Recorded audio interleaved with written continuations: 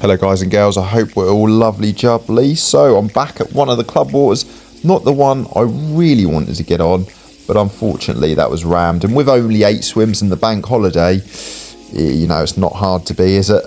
So let's have a look. So we're back at the lake from my last video. If you haven't seen it, I'll pop it in the end credits so you can click on the little square that comes up with the with the picture, so you can just tap on that and go and have a look. So managed 2 tench last time.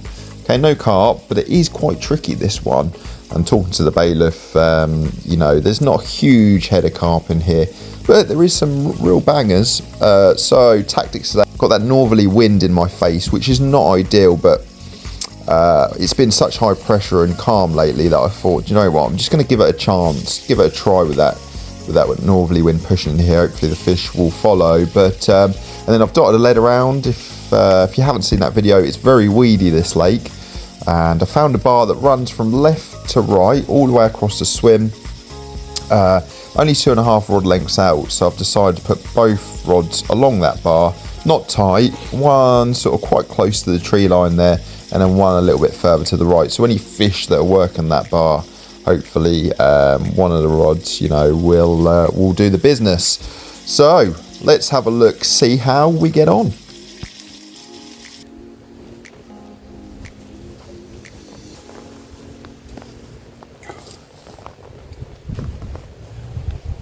So guys, only been here, what, a couple of hours? And although we're after carp, when I was speaking to the bailiff, he did say to me, you're actually lucky to get some tench. And if you're getting tench, the carp are generally not too far behind. So very confident with this spot because it's on a nice bar close to that corner. The wind's just pushing in, as you can see. This one fell, so I'm fishing bags to a salty squid wafter.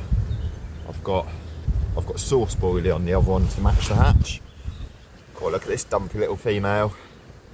Look at that. What a shape on that. Absolute cracker. Beautiful. I do love a tench. Let's get that weed off. It's a thick weed out there. But that is a beautiful tench. Absolutely gorgeous. Usually they're quite long and thin, aren't they? That one's a bit of a dinner plate, bit of a bream wannabe, if I want to say that. Absolutely beautiful, so welcome. I so don't mind catching tench when I'm after carp personally. But yeah, what a start, let's hope. If nothing else, these continue into the night. Let's get her back to where she belongs. Like I say, nice little start that.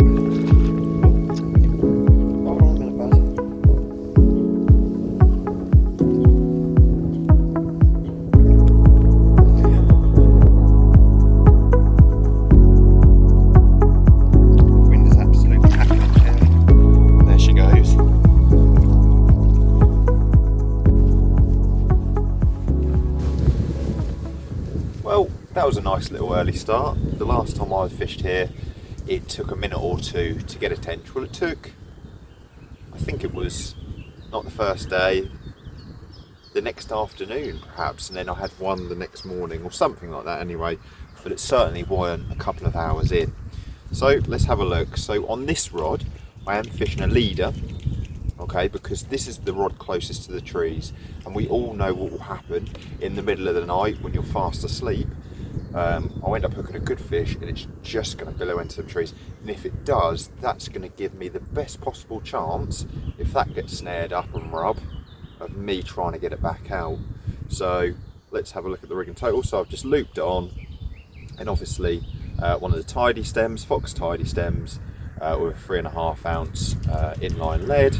And then what I've done is, because I was a little bit lazy, a lot of my rigs, well, the rigs I've got made anyway, I've only really started to make rigs myself over the last few months. I've always been super lazy, but I've gotten out of that habit now and started making my own.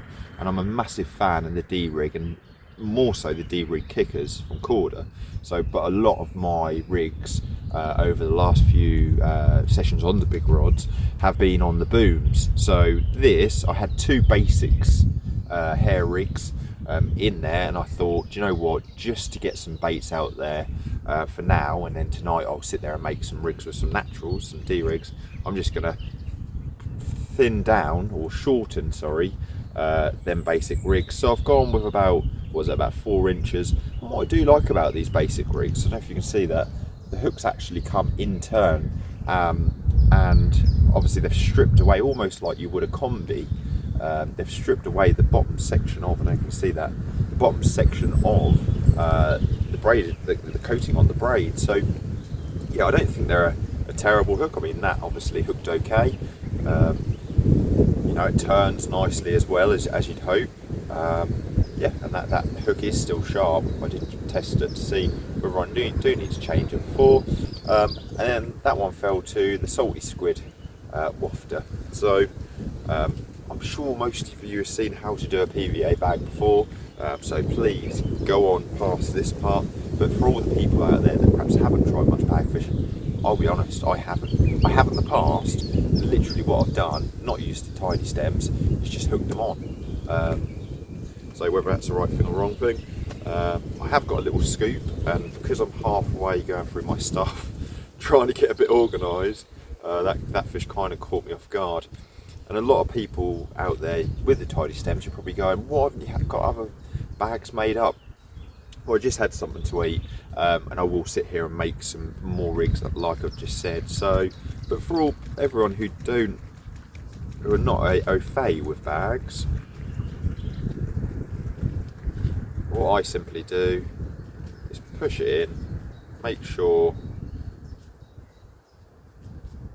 and please, people who are very accustomed to using bags, if I do this wrong, please tell me, and I'm always happy to evolve and take a bit of criticism, because we're all learning.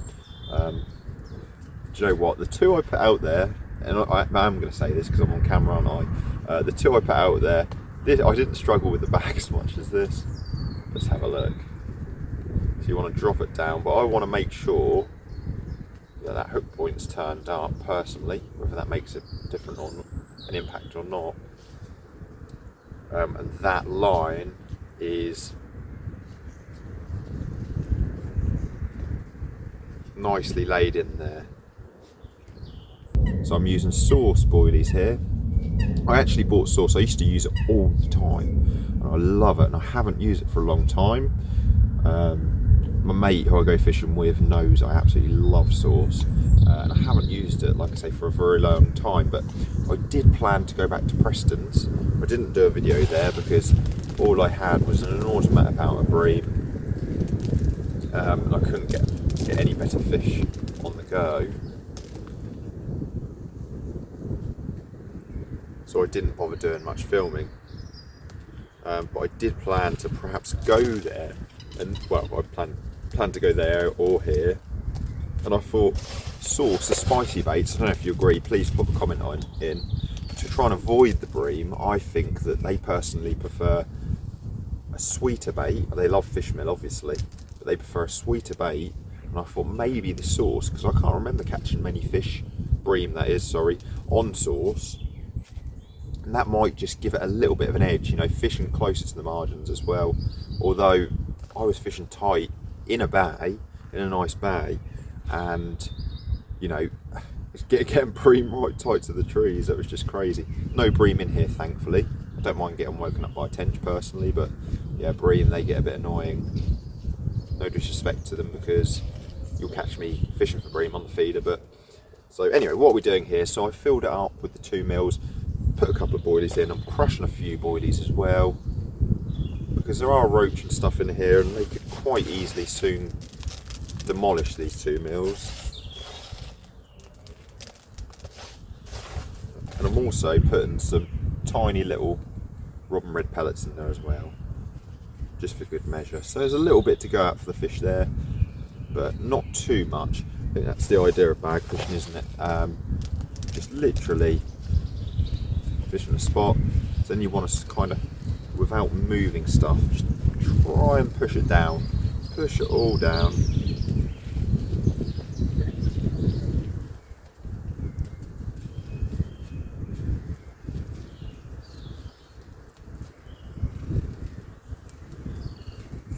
That's lovely. And then lick your fingers. Just twist, twist.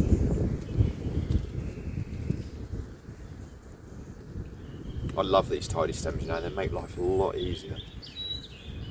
And then, just for aerodynamics, I'm only fishing 2.5 rod lengths out, so it's not really that important. But I like to lick my thumb, and then push the corners in like that. As you've seen probably many people do before, I'm just copying what other people have done. Isn't it the beauty of channels, not necessarily my channel, but channels out there? You know, you can really pick up some tips. Imagine back in the day where you'd have to pick up a book, you'd have to buy a book. We're so fortunate to live in our day and age. There's a lot wrong with the world, but in circumstances like this, there's a lot right with it. So that could go out nicely on its own. But something I used to use when I did fish bags on my local park lake is hemp oil. I think this really complements it. Good squeeze of that. And also got some smart liquid here. I don't think that would hurt just for a little squeeze of this either. There you go, not tremendous amounts.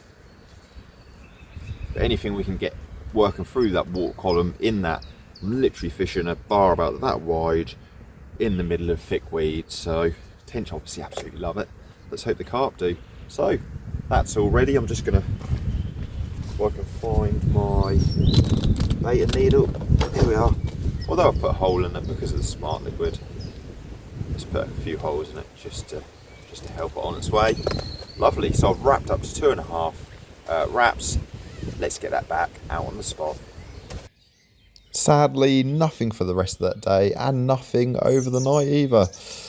The only thing that kept me up, and I shouldn't moan because it's such a fantastic song, was A Nightingale, and they're quite rare in the UK now. But gosh, did that go on again all night, and literally a couple of hours sleep. So I thought, plan of action today, I'm going to fish up until around 2 o'clock. Now I'm going to head my way over to the other lake that I wanted to fish. Give it to like sort of, yeah, 2 o'clock-ish. Hopefully most people would have gone home by then, freeing up some space. Okay then guys, we've made it onto the second pit. As you can see, this one's more of an open water sort of venue. They call it round, it's pretty much a bowl, and there's been a lot of fish boshing on that far margin, but one of the bailiffs, actually the bailiff for Snake Pit, told me exactly what to do here. Fish solid bags with a good 2 to 4 kilo of bait around it. So I put plenty of sweet corn, hemp, crushed boilies and a few whole boilies as well, and followed his advice, and fish bags on both.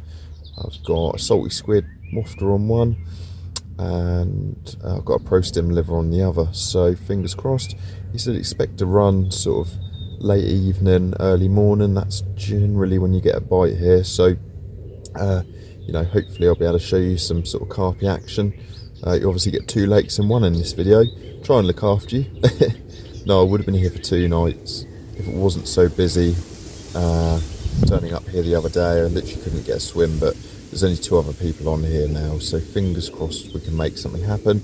My battery is low, so from now on, unfortunately, unless I'm lucky enough to get this on record, it will be just fish shots rather than in action, you know, plan fish in action, because I just haven't got a lot of battery left. And I foolishly left the other day thinking half a battery on each battery charger, battery pack would suffice, but being a vapor, unfortunately, I've had to make sure my vapor's charged up. So fingers crossed. So we've got a whole night ahead of us. Going to leave about midday tomorrow. Fingers crossed we can show you a carp out at this lake. And the twist didn't work, so no carp for me. There was a few boshing at the far margin. Had one line bite just before dark. and that was about it. But we keep trying, don't we? That's part of fishing. So thank you all for stopping by. Have a look at the end credit if you want to watch the video with the 2 tench from this pit before. And as always, tight lines on your next session.